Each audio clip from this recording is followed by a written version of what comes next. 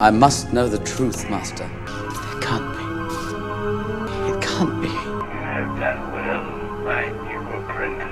Go and bring peace to the Empire. I can't watch anymore. Hey guys, welcome back. Today is an interesting day. I'm headed out to a very special store to pick up something very special, and I'm kind of switching to the dark side. So let's go. So here it is, guys. An H&K. Just picked up the H&K and some ammo, and headed home.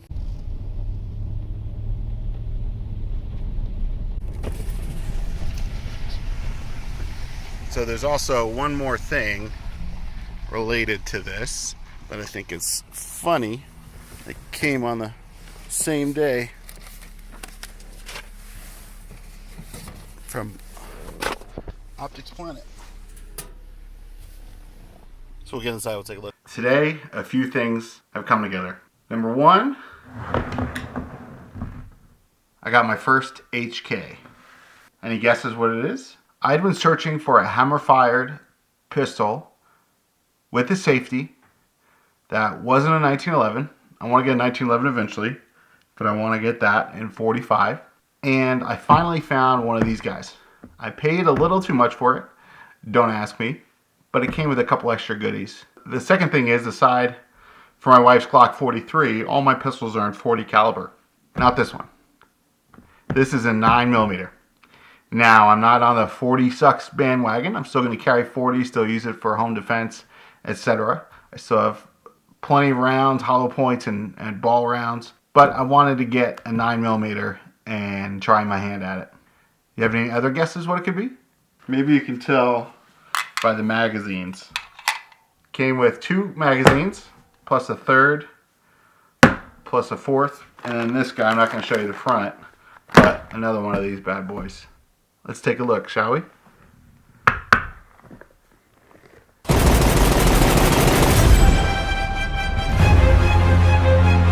You think you can take John Wick? You got a nasty surprise coming. There it is. It's not a VP9. It's hammer fired. It's the P30L with the longer slide. I'll admit it. Of course, the John Wick movies influenced me. But as I was searching for a hammer-fired, safety, 9mm, full-size pistol, I came across these. I found a bunch in 40. I didn't want to go 40 again, even though I could get a conversion barrel. I wanted the legit 9mm. Here it is. You guys have probably seen these all over, but I just wanted to share with you how I've joined the dark side and got a 9mm. So right now it has the small grips on it. I'm going to try out the different hand grips. Also, it's got some sort of gun oil on it, and I want to clean it up. It's only lightly used. It's got the factory glow sights on there. I might update those eventually. I'm thinking about getting the compensator as well, but all that's down the road. But came with a gun, back straps, 5 magazines, and I'm psyched. But that's not it for today. So that's that. Was a little disappointed that the case was scratched up, but only so much you can do. And if anything's wrong, that's the least of my worries. The next thing is for my trusty Glock 22. A while back, I went on Gun Mag Warehouse, not sponsored. I bought some of these P-Mags. Now, unless something's changed, you might be aware that they don't make P-Mags in 40. They make P-Mags in 9mm. Now you see here, this is clearly in 40 caliber. Before I found the PL30S, I bought a conversion barrel for this, and a day or two later I found the H&K, and I couldn't say no. So I went on the internet, and I got a package from Optics Planet in the mail today. Not sponsored, but let's get this out of the way and take a look. Take out the trusty knife. There we go. I got the Lone Wolf, Alpha Wolf conversion barrel. So this is threaded. I don't have a suppressor, but I think it looks cool. And if I ever get a suppressor in the future, which I'm sure will happen eventually, it'd be nice to be able to throw it on here. Initially, I got this thinking I wouldn't find the H&K for a while. So I figured I might as well try a conversion barrel for my full-size Glock for the range use. And just so that I've got another 9mm, nice to have another one. So let's get this in here and we'll see how it looks. That's pretty nice. Got the thread protector on here. Wonder if this thread protector will back off at all under use.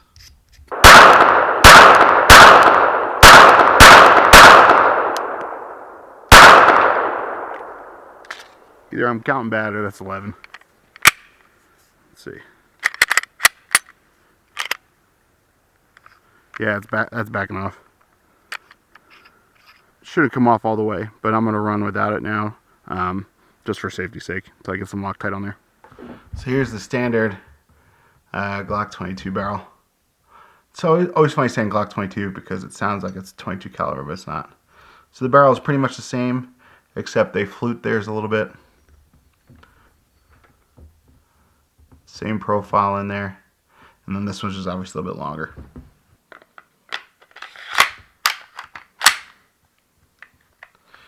Yeah, that looks pretty good, I think.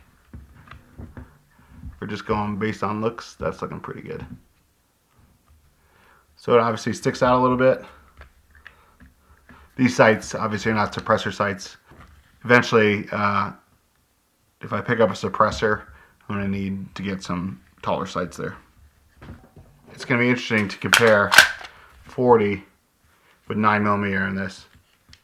I went with a threaded barrel for several reasons. Number one was if I ever get a suppressor, I don't want to get another barrel, and it'd be nice to have one that works here with the Glock. So there's that reason. Number two, I mean, it looks cool. And number three, the fact that now I can always tell if the 9mm barrel's in here or not. I don't have to play a guessing game because everything else is marked 40. So it's nice to know if that's in here, it's 9mm. And then I know you can run 9mm in the 40 mags. Feed lips would be a little wide, but these P mags look different, so I'll know that those are all 9 as well. So let's compare. I almost called it the VP9. Let's compare the PL30 with the Glock 22. Similar. You know, the Glock slide is a little shorter, and the P30L, ooh, that feels so good. P30L is narrower at the top and wider. It's got a different taper to it. Sights pick up nicely. I mean, I've got the small grips on here right now, so it definitely feels smaller in the hand, but it is much more comfortable. I do prefer, I think at least right now, I prefer the Glock's, you know, American style mag release versus this more European style thumb release, but I think I can get used to that, especially with a little bit of training. I like the safety. I like the ambidextrous controls. I mean, I like Glocks, obviously, but this is just a nice looking gun.